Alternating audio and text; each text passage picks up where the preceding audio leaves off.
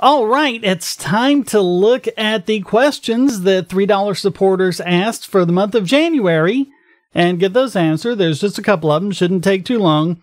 If you'd like to ask something, though, just go to donate.bogosity.tv and you'll see the links there to join in Patreon or Subscribestar, or in most of the places where this is hosted. The link should also be down below in the video description on YouTube, and I'm pretty sure it's also there on Odyssey and Library and all those.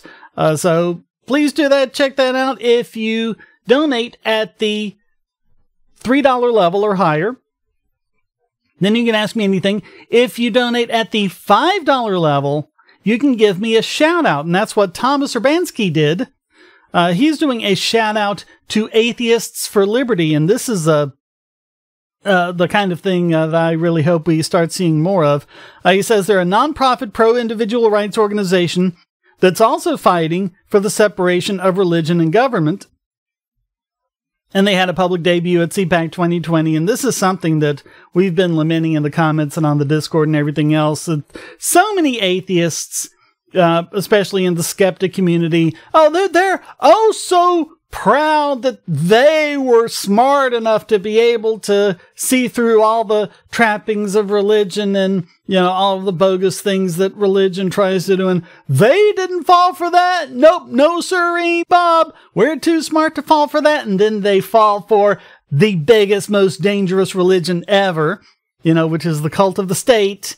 The idea that politicians can change how the world works and change morality and ethics and the laws of economics and even sometimes physics and mathematics just by putting words down on paper as long as they make the right incantations. So, oh my God, we are really seeing this since Biden took over. I mean, I thought the trumpeters were bad enough, the people who just, like Trump's doing everything and he's playing 4D chess and all that other stuff.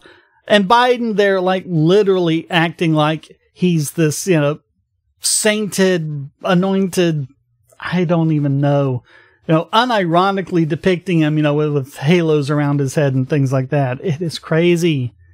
It is so crazy. And that's something that I'm hoping more people are waking up to, especially because of COVID-19. Just how government is just wrong about everything and going against centuries of what we've learned about diseases and epidemiology. And of course, like they have their holy Saint Fauci, who just keeps being wrong. Eventually, he catches up with the rest of us. But, I mean, he doesn't admit that, of course. He finally, takes the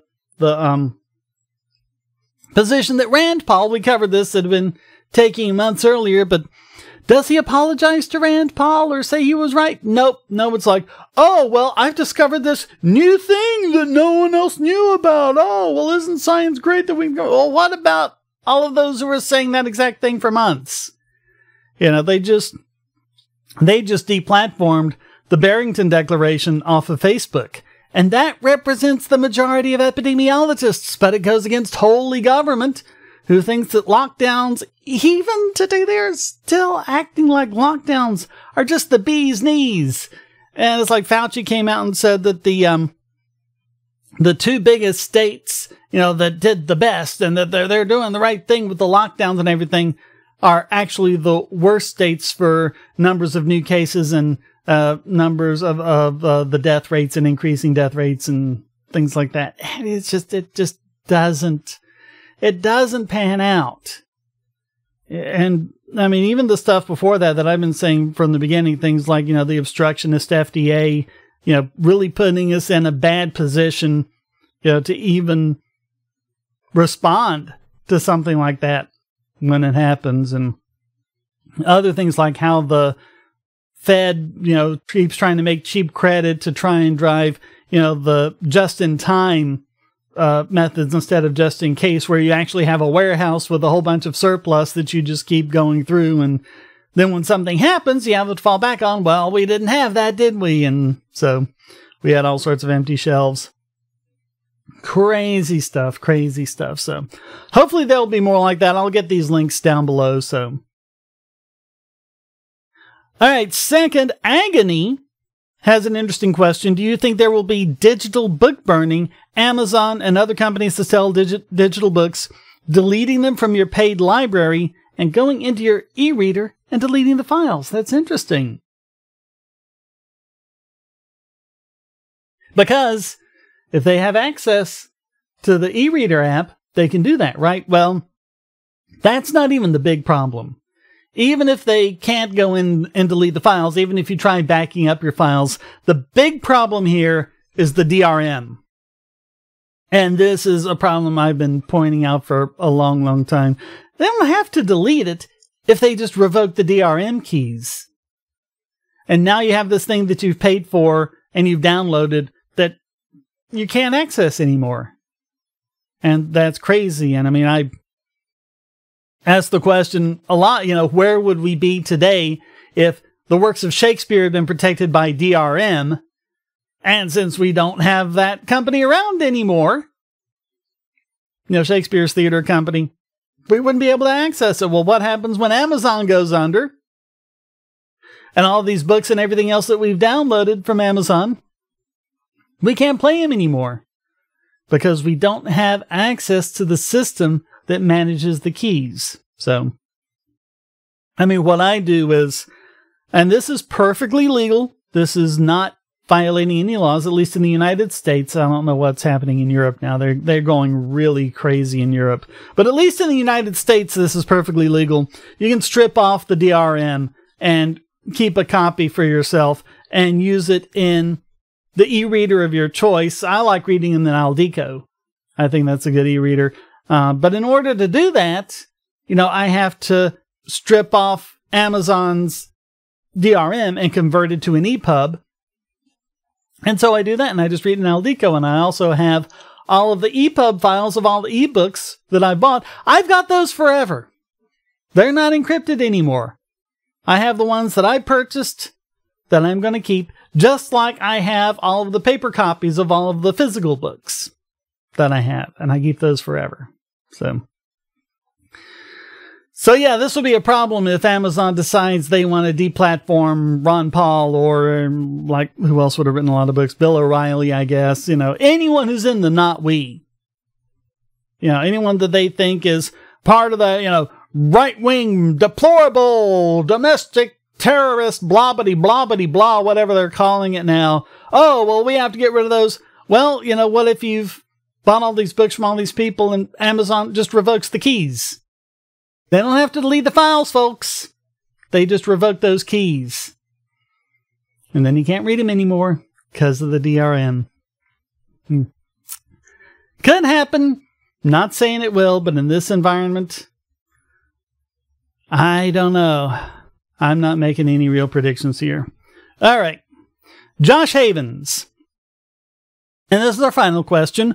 Why is it, do you think, that people leave libertarianism for conservatism or liberalism, socialism?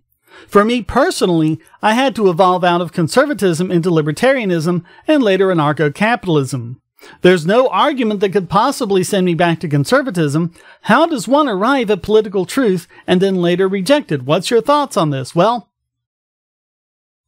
I think the fact of the matter is they never did arrive at the political truth. They didn't get to a consistent application of ethical principles that lead them to the non-aggression principle. As I've shown over and over again, that's just, if you're going to take everything and apply it consistently and without contradiction and apply it universally, there's no avoiding the non-aggression principle. There's just no avoiding that. So, yeah, I don't see how you could do that. And I think a lot of these people are drawn to libertarianism by either one issue or another, or by just the practical arguments, because we have a ton of practical arguments for libertarianism, but that's not the root of it. The root of it's a non-aggression principle, but it's just a very happy coincidence that the non-aggression principle also happens to give you the most practical solutions to things. So, not really a coincidence. It's kind of inevitable if you think it through, but if they're going at it from a completely pragmatic level, then as soon as someone else can manipulate things enough to make it appear like, oh, look, here's some studies on minimum wage, and they're completely bogus, of course, but, hey, look, minimum wage is great, and, you're fooled by that. See, that's the problem with taking the pragmatic point of view. If someone can blow a lot of smoke, and these people are really good at blowing smoke, they can get you back. You have to have a proper principled position in order to avoid that. And I mean, like when you see people like the bordertarians, like they're libertarians and everything, except they want strong borders and they want to restrict immigration and things like that. Well, that's not a consistent application of the principles. And we've seen how the bordertarians can, more move towards the right and the alt-right. And I mean, that's just the thing. When you have libertarianism, except for this, no, that doesn't work. That doesn't keep you rooted towards truth. You always have to think back to first principles and to avoid being manipulated, because that's how you know. Because when someone, comes up with, hey, look, I've got this new analysis that says this and that and that and this. Okay, well, it's possible that, you could have been believing something that's wrong. That happens all the time. I'm constantly revising my view of what's right and wrong based on new information. That's how it works. But how do you tell the difference between getting new information that's good, that should cause you to revise your opinion on something, and someone being manipulative enough to make it appear convincing, but not really be based in truth? You have to go back to the first principles to do this. And I think if you read things like, in Carl Sagan's The Demon Haunted World, he talks about the baloney detection kit. I think when you read through things like that, you'll see that that is just another application of these first principles. About what are the things that get you towards the truth and what are the things that can lead you away from that. Things like the universal application of the consistency principle and things like that. The people who kind of wandered back to conservatism or whatever, they weren't really doing that. Otherwise, they would have gone back to conservatism, because there is nothing consistent about conservatism. There is nothing consistent about progressivism. None of it makes any sense whatsoever when you try to examine it from a standpoint of a consistent, universally applicable set of ethics. It all falls apart on even a most cursory examination. And so I think that's why, they're not, I don't want to do the no true Scotsman thing, but they are not really libertarianism if you define libertarianism as someone basing it off of these first principles.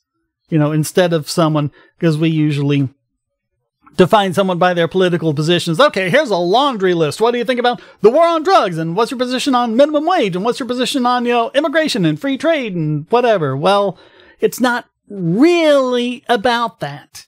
It's about the first principles we have that lead us to our conclusion on these. So it might have been that they could check off everything on the laundry list, but if they didn't have the principles to back it up, then they could easily be manipulated out of that. So, all right, thank you so much for watching. Comments for the comment god, shares for the share throne. Like, share, subscribe, all the good stuff. You know how to donate. Go to donate.bogosity.tv, all sorts of ways. PayPal, cryptocurrency, supporting with Patreon and Subscribestar. Also, don't forget the Discords. We've got 2 Discords. We've got the discord.bogosity.tv, mostly for the podcast. It's kind of a smaller one, just a little smaller group of people chewing the fat. If you want a nice active Discord, the better one to go to is Lord Killian Discord, and that's what you're seeing over here with the j.mp/lk-discord. I probably need to get a better redirection link than that, but anyway, and it's all below as well in the links below. So thank you so much for watching. Until next time, stay strong and be free.